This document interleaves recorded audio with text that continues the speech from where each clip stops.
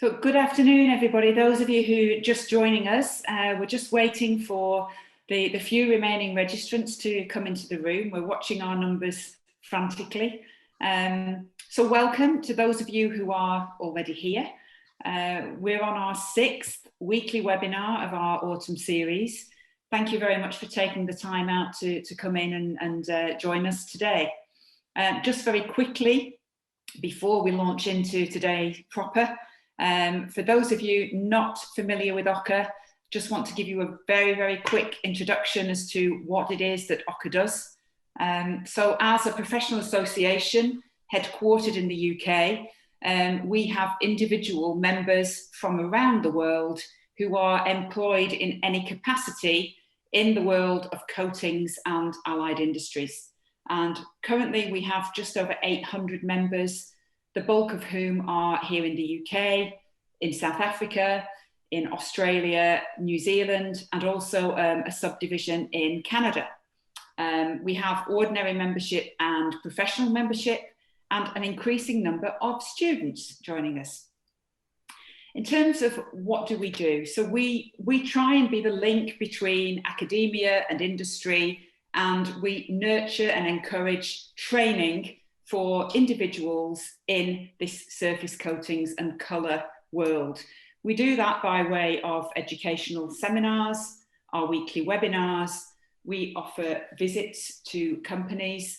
We run symposia, and we have networking events both on a social and also on a business level.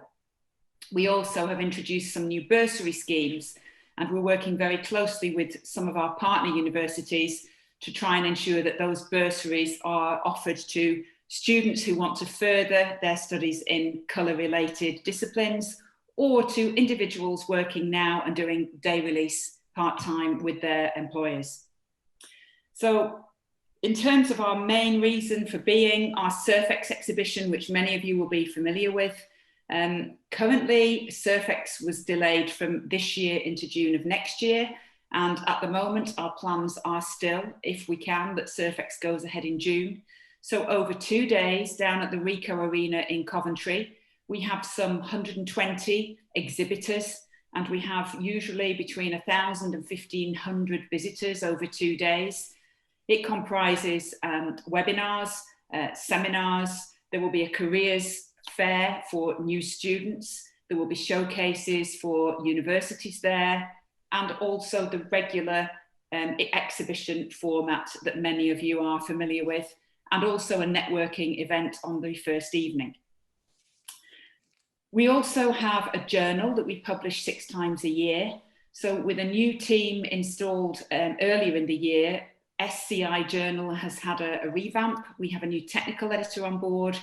So this offers you insights into industry news, appointments, technical articles, product showcases, and other advertising and events with the coatings industry.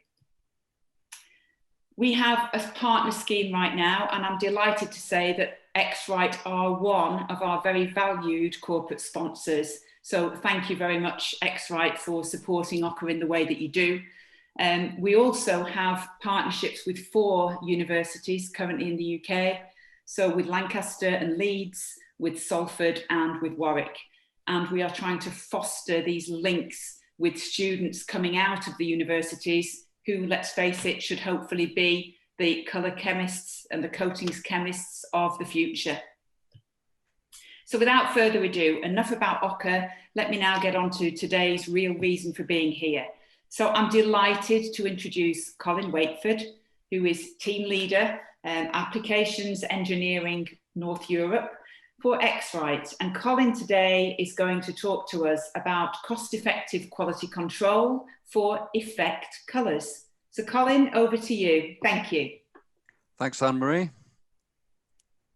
So yes, cost-effective quality control for effect colours. Just before we start, the session will be broken into kind of 2 rough parts. The first part about instrumentation and the second part about software. But just as a sort of broad introduction, who X-Rite Pantone are.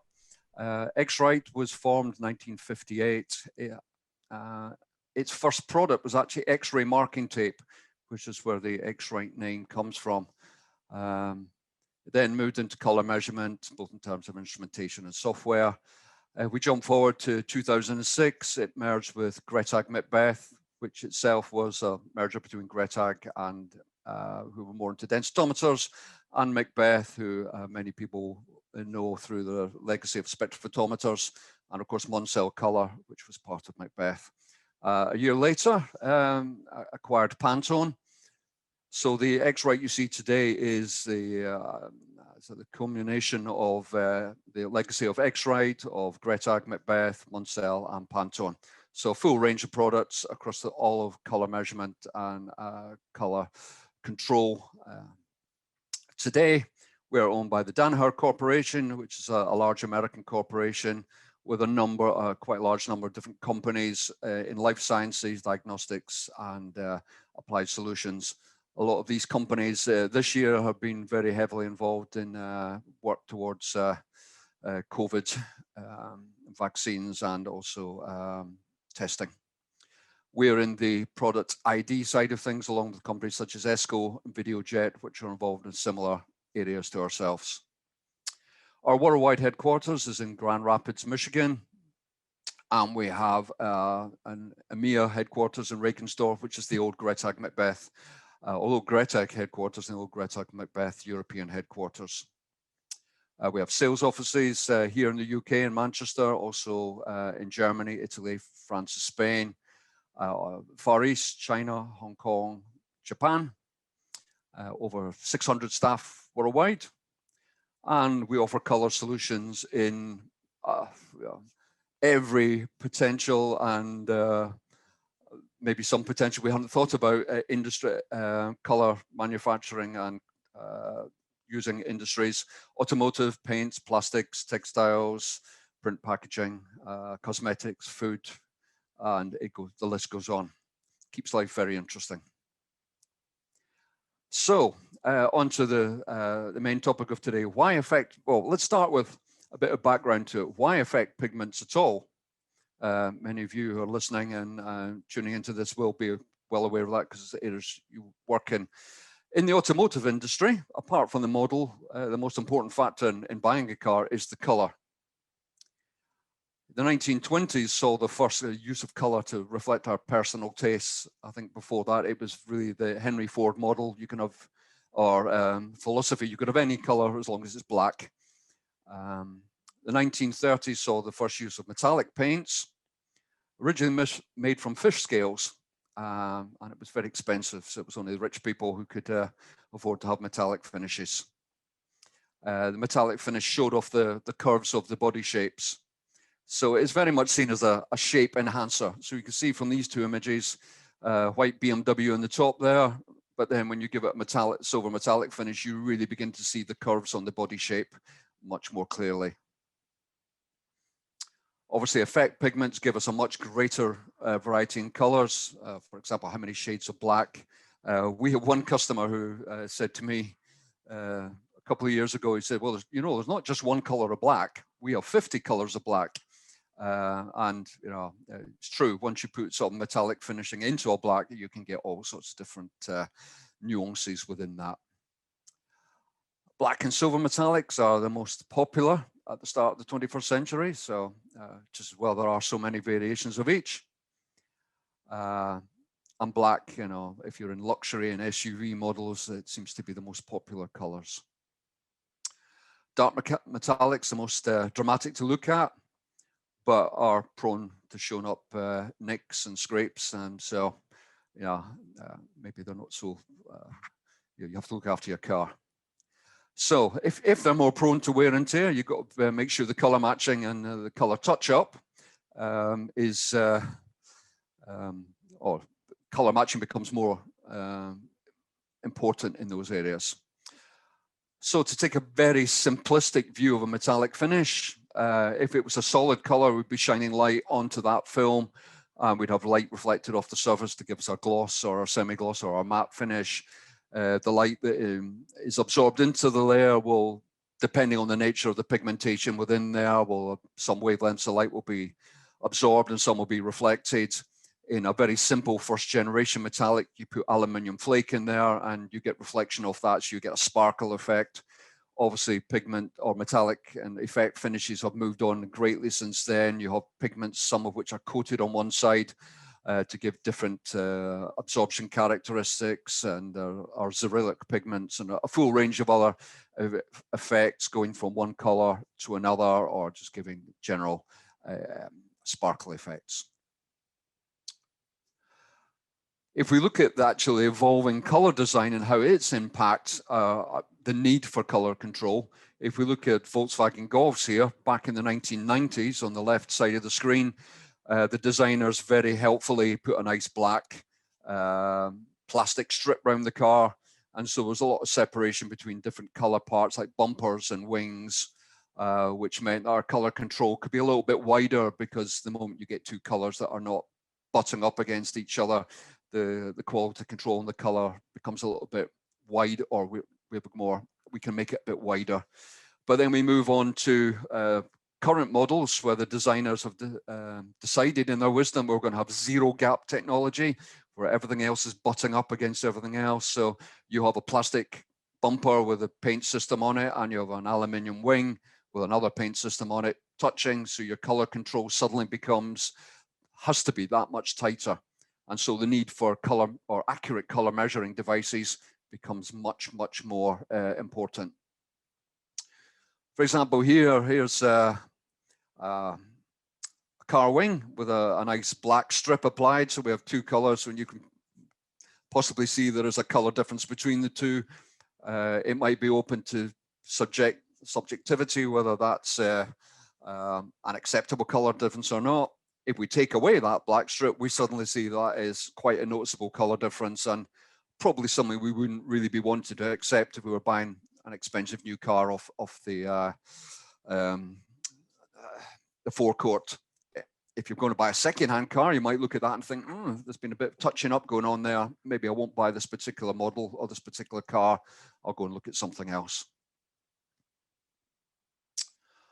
So, instrument geometries within multi-angle measurements. If we look at a metallic panel, if we look at it at one angle, we might see a particular color. We look at it at a different angle, it might change. It might become more glossy, less glossy. If we're looking at two panels side by side, again, if we only view them in one particular direction, we might get a good match, but then we move or view them in a different way.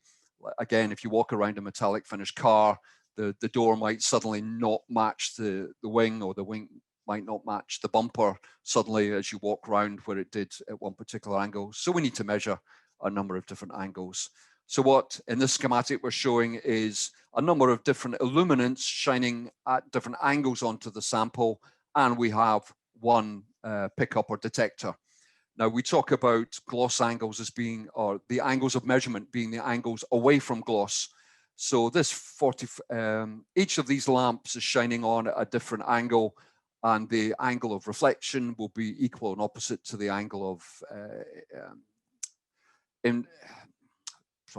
forgot the word. Angle of incidence is what I was looking for. So we're detecting away from that gloss angle. And these angles I'm showing here, the 15, 25, 45, 75, 110, are actually comply with the DIN 6175 German automotive standard. So as I mentioned before, the different types of metallics, obviously a straightforward metallic just enhancing the gloss or the specular appearance, the shape enhancers. Then we have mica and interference additives, and then we have pearlescent finishes, amongst others. So kind of going back to the point I made a few minutes ago, if we view with a standard 45-degree angle of view, in illumination and a 0-degree detection, we see a color, maybe it looks like this. But if we viewed at different angles, this is the kind of effect we can see. So this is, in this particular example, we need to have color measurement at all of these 5 angles in order to make sure that we're getting a good color matching or color agreement at each of these, from standard to sample or panel to panel. So within the X-Rite range of spectros, looking a little bit at the timeline here. Firstly, let's go back to, this is actually from when from before XRite kind of brought to XRite Greta Macbeth into the fold, the MA68 2003, a 5-angle instrument. We then move forward to the MA9X series from 2010. This goes from the MA94, which is a 5-angle kind of equivalent to the MA68, the MA98, and then 96 and 98, which includes up to a grand total of 8 angles, outer plane measurements, number of detectors, giving up to 12 angles of data in total. And then we jump forward to the last 2017, where we introduced the MAT6 and MAT12, either 6 illuminant or 12 illuminant instruments, which also had an RGB camera in it to capture sparkle, which was something we hadn't managed to do in our previous generations of instrument. The reason for talking about this, leading us on to the instrument, which is the focus of today's presentation, the MA5 QC, is that the MA5 QC uses the technology which was pioneered with the MAT6 and 12 instrument. One of the things we found when, like, for example, the MAT12 came out, very high level, high-end instrument, giving a lot of data, great for a research and development lab like pigment manufacturers or people wanted to develop effect finishes in a number of different applications. But, you got a high-end price, a high-end spec, a lot of data. Is that what the auto repair shop needs? For a lot of the operators might be using it as a tool, as only part of the many tools that they will use in the auto refinish. So we need something that is going to give us the maximum of information to meet their requirements with a much more user-friendly, simple-to-use interface. And if we look again at the DIN 6175 spec, they are specifying the 25, 45, 75, 110 degree angles.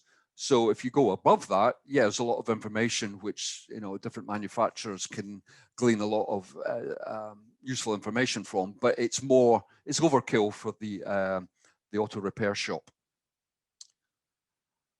So if we look at the spectrum of color versus sparkle, which is something we were looking, as well as our competitors, to kind of cover the whole, encompassing for all the texture from sparkle through coarseness and the flakiness, through achromatic, chromatic, and multicolored finishes. I'm kind of working the opposite way around here. The MA5 QC covers the 4 bottom left-hand squares. The MA98 gives them into the multicolors, and the MAT12 gives us the full spectrum across all of these.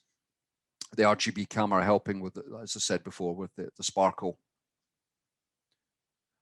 So to give our 2020 MA solution, we have the MAT, as I said before, high-end appearance instrumentation, which is giving sparkle grade, coarseness, 12 angles of data, good for a research environment.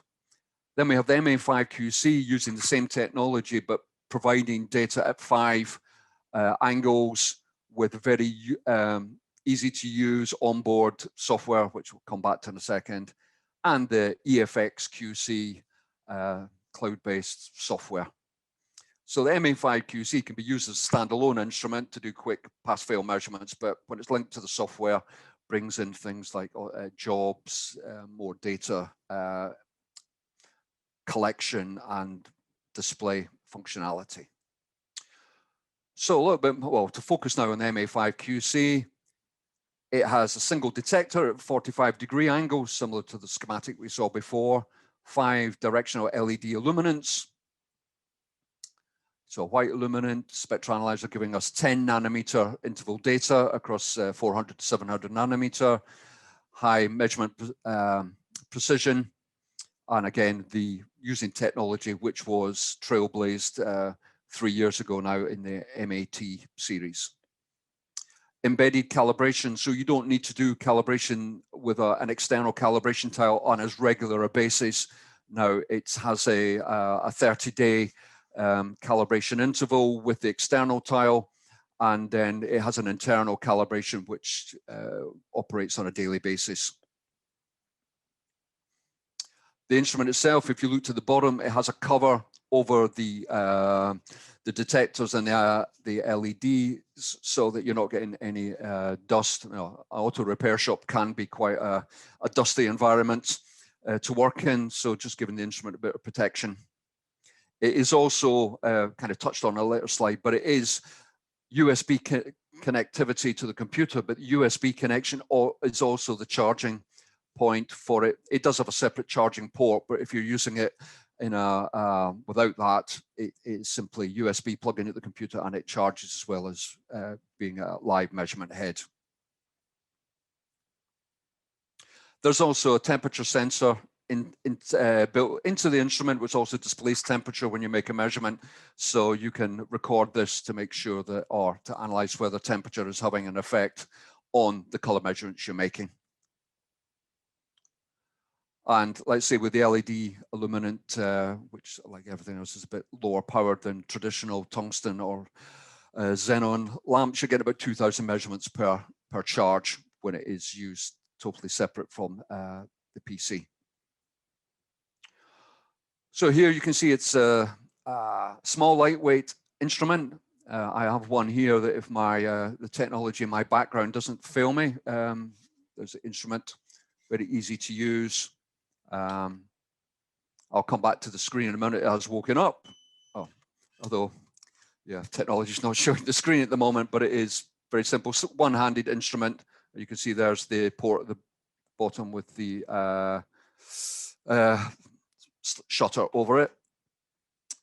So onboard touchscreen technology software, so you can operate the whole thing hands-free and get into difficult shaped parts on the car. And the optics are at one end of the instrument rather than the middle, so it's easier to position. It has 3 touch sensors, which I can maybe show you on the screen there, which make sure that we have good contact on curved parts like a wing or a bumper or whatever.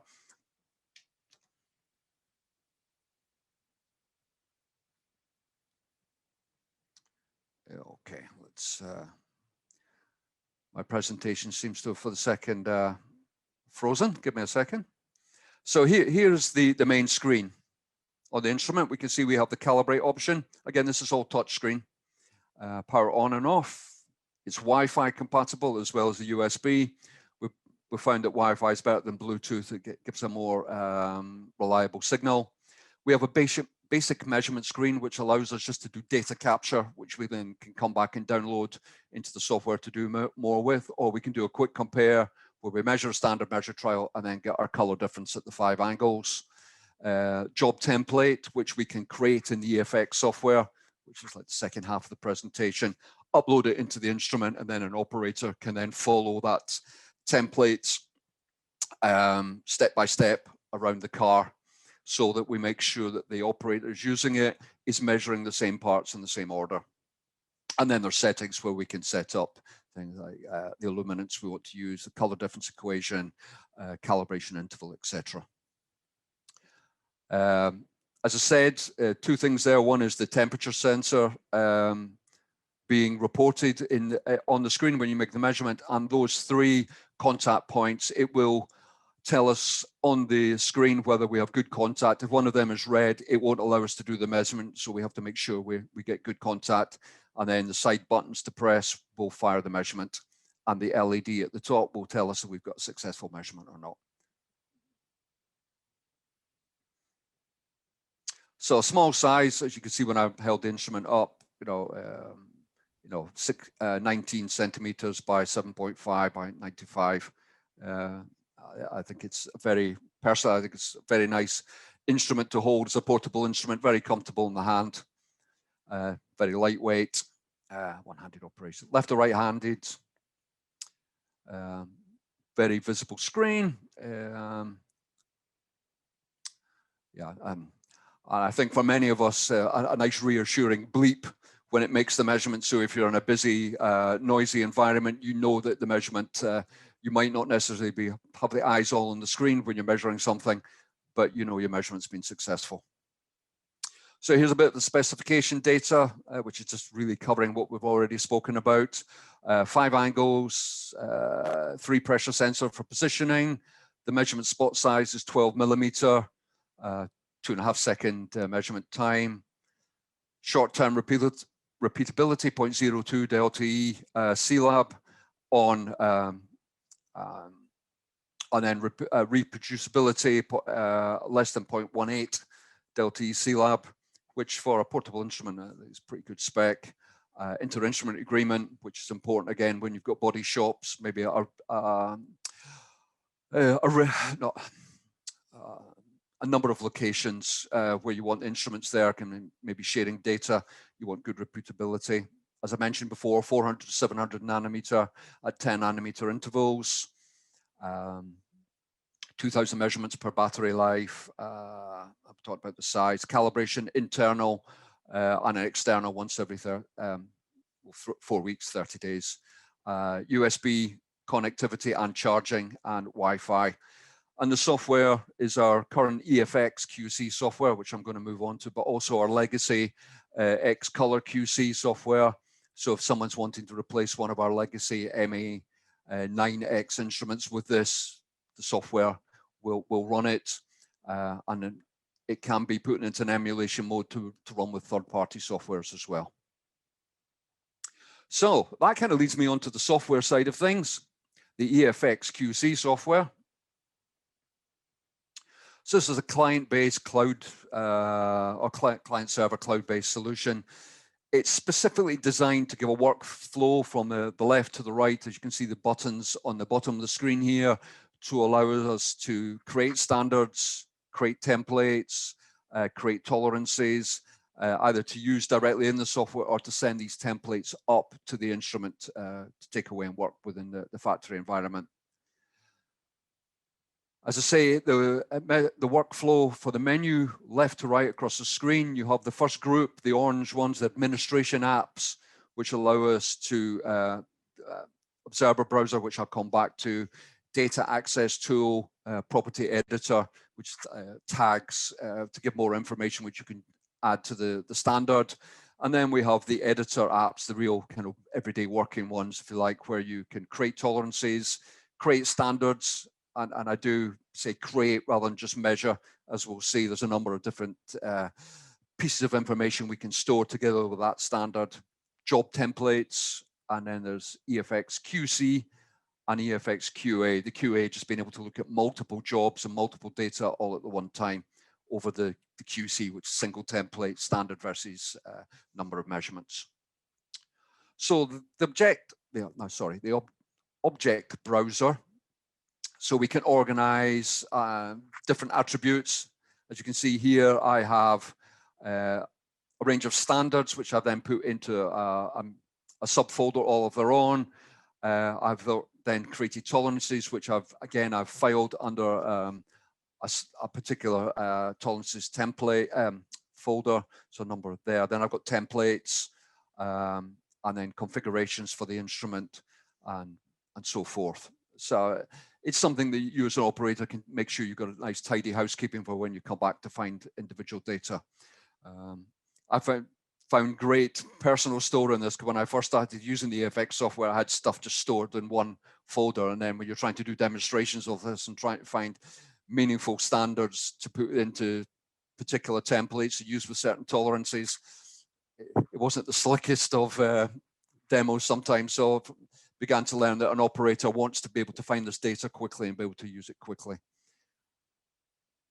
So tolerancing, if we want to, there's a set of 3 icons on the bar there, but also on the top line file, which allows us to open a template, a tolerance, or create a new tolerance.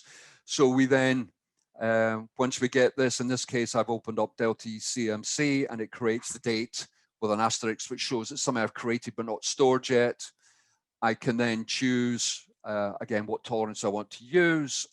I can then, if I've chosen it again here, Delta CMC, I have it at each of the active angles for the instrument, the 5 angles. I can then set individual pass-fail tolerances for all of those 5 angles. I can also create, as I have for the 110-degree angle there, I've put a kind of marginal limit on it as well. So that might be a more critical angle. So although I've set my pass-fail at 1 for all of them, I can say, well, actually, I want to know when I'm within about 10% of that on that particular angle. Or I could make that tighter tolerance 0.7, 0.2, whatever it might be. Then for the standards, here, if I want to create a new standard, I can take my tolerances from that tolerance folder I have and drag whichever one or multiple tolerances I want into the left-hand box here. So I've got CMC. I might want to pull the DIN standard over as well, or you know, some other of the there's Audi delta E's there in there as well. I can then, you know, if the instrument I can see in the top line, the MA5 QC instrument is showing as active, so I have it connected and it's awake. So the measurement button is now open to me. I can make that measurement. So once I've got the measurement into the software, I can then see a nice little color curve of what it looks like across the different angles. I can see the reflectance curves and other colorimetric data. I then store this. This becomes all an integral part of the standard. So once I create a template, what I can do within this, I haven't actually done quite as many of my arrows and little bullet points as before. You can pull a standard into the top end of the box. There's a number of icons there. The target allows me to choose an individual standard, or I can choose a group of standards and pull them all in a standard library.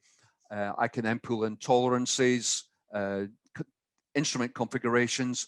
I can then on the right-hand side create a display template of, in this case, a mini, and I can then place a number of parts or checkpoints within that car, so that if you're using it with the software, you know exactly what part of the car you have to place the instrument on. If you're using it with a template on the instrument, it will talk you through which parts, tell you have to measure a door or the roof or the petrol cap or whatever.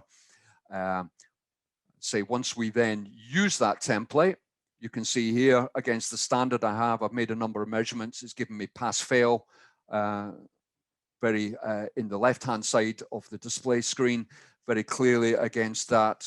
And on the right side as well, I can see the parts that have failed.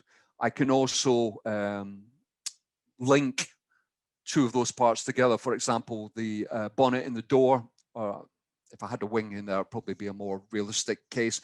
But I could then say, okay, my pass-fail is 0.5 CMC, but I want to make sure that the door and the wing agree within 0.5 of each other, rather than being at opposite ends of the tolerance and all agreeing to the standard, but maybe from a different direction, so that we get, you know, even better visual. Because the petrol cap's at one end of the car, the bumpers at the other. So as long as, you know, they're within 0.5 of the standard, it would be visually acceptable. But if they're against one another, we probably want to have an even better match against those. So as I said before, you can create this template. And though you don't get this visual detail on the instrument, the template will operate in a similar way. It will talk the operator through which part to measure and then give a pass-fail result. So as you can see, this is the type of information we can have. It's telling me I've measured the part across it. And as you can see here, I have linked the bumper and the bonnet for two different cars here. In the first particular instance, it's failed. And in the second, it's matched within tolerance.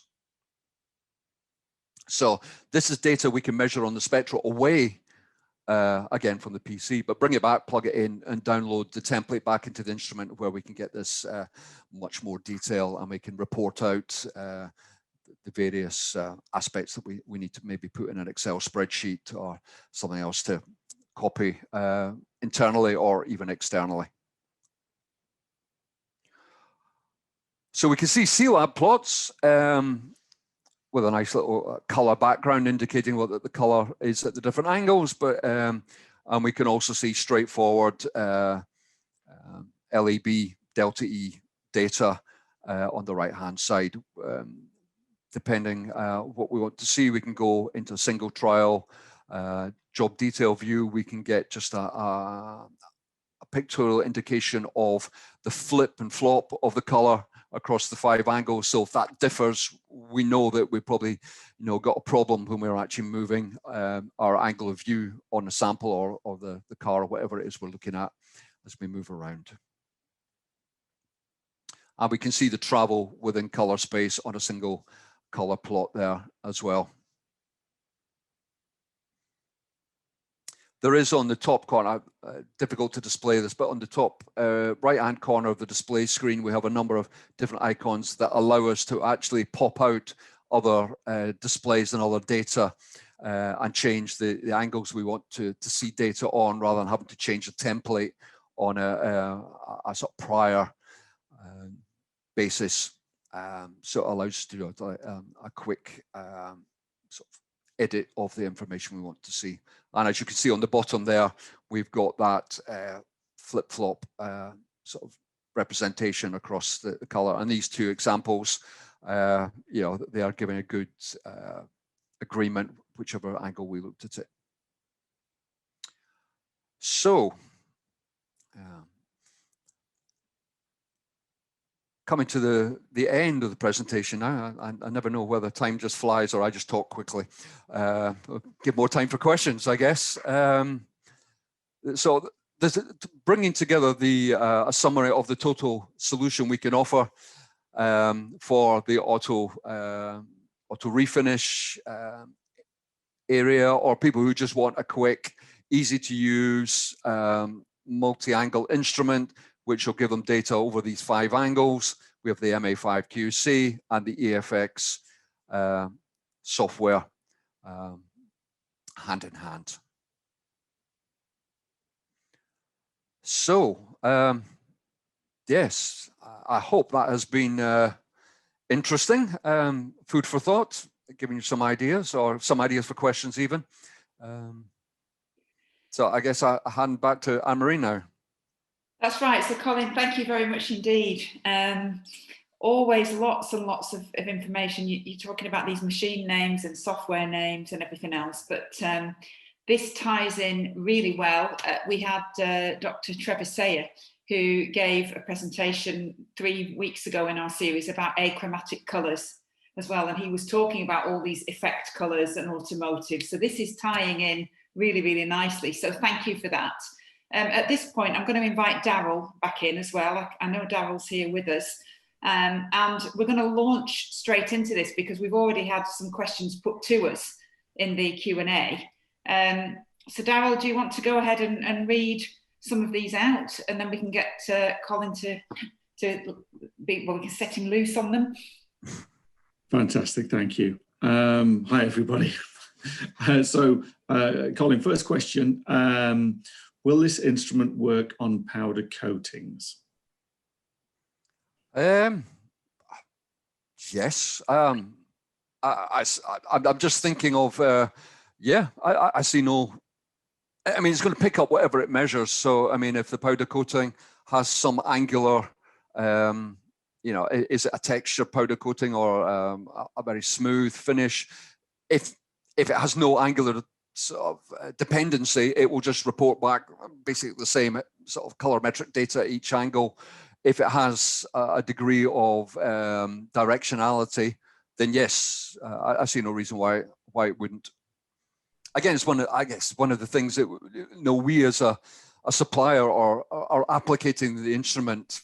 We kind of get a bit of, it's the automotive industry's interested in multi-angle measurements, and we kind of think in that scope. But then you get things like cosmetics, which is obviously a lot of metallic finishes and pearlescence as well. So I think, oh right, it'll work in that. Powder coating, yeah. If anyone wants a demonstration, we're more than welcome when we're able to come and test it. Indeedy. Second question, is there an integrating sphere built into the device for color measurement? No, if you think integrating sphere in 450, it is like a it works like a 45-0 instrument. So you've got a 45, you've got 3 or 5, sorry, I'll start again. 5 detect illuminants shining at discrete angles, and you've got the detector at 45 degrees. So it is picking up whatever the reflectance is at an angle away from gloss, but it's essentially working in a direct illuminate and pickup angle. Super. And somebody's been very, very vigilant and watching very carefully. So what is the Delta E Audi 2000 tolerance? There's a test for you. Which I fail spectacularly. I don't actually know. I mean, I think it's like all, like all tolerances. The tolerance, I'd need to find the doc. I have got the specification somewhere, but I'm not sort of on first name terms with it, let's say. But as with all tolerances, it might be down to the individual user to set whether pass fail might be. It might be 0.2, 0.5, 1, or whatever. And it's like saying what is the tolerance on Delta E CMC. It will depend user to user, application to application. So I'm sure if we've got some contact details for that individual who asked the question, I'll dig out the spec and see if there's anything on tolerancing in it and let them know. Super. And the same person, Sandra, thank you for the 2 questions. I'm actually, so Sandra has asked, how much does it cost? In terms of rough magnitude in sterling, maybe sort of 15 to 17,000 pounds as the instrument with the software as and sort of another sort of 10-15% on top of that. Okay, so you were saying we do have everybody's contact details, Daryl and Colin, so we can, give those to you, and it does then enable Colin to get back to Sandra. And I think the same goes, there may be some of you watching who've got questions and you don't necessarily want to ask those questions live, or you might think of something after the event. Well, please don't worry, because we'll make sure that you've got everybody's contact details in both directions so that you can follow up these discussions separately. Colin, you were talking through the presentation about the challenges with, how many shades of black are there now, and you add in all these effects, the sparkle and the flip-flop and everything else. This was talking specifically about quality control. What about the challenges in terms of colour matching now for these? Well, we're taking steps towards that. There is another kind of add-on to the EFX software, which is currently is labeled Auto Search and Correct, which is something we're kind of selling mainly to point of sale environments where it's not a first level formulation system, but it has got a colorant database within it with a lot of set formulas, which then if a user comes back with a color which is close to an existing shade or is slightly off shade, the system will correct it to the towards the standard. So it's like almost like a traditional color formulation system. You've got formulation and correction. This one's kind of skipping the formulation step and going, we can correct from known formulas to given samples. The reason I didn't sort of touch on that within the presentation here is that it doesn't, the MA5 QC doesn't at present work with that software. There is an MA3, which is a 3-angle device, an MA5, which is similar to the MA5 QC, but with different firmware and software options on it. And our MAT5, which is our point of sale version of the all singing, all dancing instrument, they all run with the Auto Search and Correct. And really part of that is in order to kind of differentiate the 2 products from an auto refinish shop who just wants a pass fail and a color check, and a company, whether it be a paint company or whoever who's got a paint system installed who wants to actually do kind of real life formulation. And I think I said when we did the previous presentation back in the summer, I think I got a similar question then. I said that color matching with metallics is the holy grail that we are certainly working on, and I'm sure some of our competitors are too. But what we're doing at the moment in terms of the Auto Search Correct software is driving down that path, and obviously the formulating for first principles will we'll be there one of these days. Excellent. Well, I mean, it's fascinating to hear about all the challenges that we face. You know, there's no doubt that effect pigments, as you've just said yourself, it's not just, everybody thinks automatically automotive, but it really isn't. It's into cosmetics, it's into all sorts of other things now, you know, household appliances, etc. And so it is a challenge that you're facing. I mean, maybe going forward, thinking about this webinar forum, you know, perhaps we could allow you to do some more sort of visual demonstrations of some of these things next time at a stage when you can get back in your lab, when we are all not in lockdown and we are all more in a working environment. And I think that would also be, you know, really fascinating for us to see how some of these things are.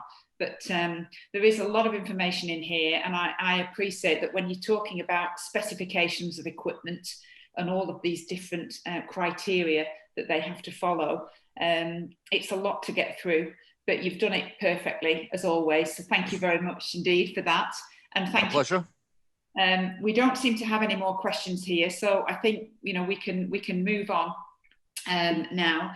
So just to remind people that we have 4 more webinars remaining in our autumn series. So next week is a showcase by Leeds University.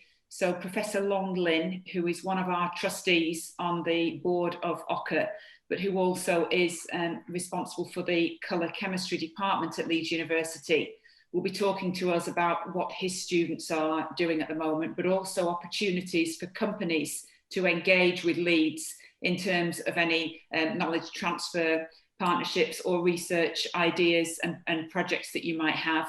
And we then have 2 presentations by BASF Colours Effects at the end of November and December. And in between that, we have Bruno Bock Biochemicals. So just one word of advice to those of you watching who are not members of OCCA and who may be on these sessions for the first time. We have a special offer right now, and if people are interested in signing up to OCCA membership, if you sign up within the month of November, you would effectively get 2 years of membership benefits for the price of 1 year. Take a look on our website, have a look at occa.org.uk/sign up. And by doing that, it means that you would have access to all 25 of the webinars that we've been running since the end of May. And you would also get access to all the digital copies of our newly revamped Surface Coatings International Journal. So very well worth exploring. Without further ado, I'll leave you with our contact details on screen. If any of you have any further questions for Colin or Daryl or myself, either contact me at admin@occa.org.uk, or we will also be sending you a copy of the link to Colin and Daryl's presentation today with their contact details as well. So everybody out there, stay safe wherever you are, take care, and we hope to see you again, same time, same place, next Wednesday. Thank you very much indeed. Bye-bye for now. Super. Bye, everybody. Bye-bye.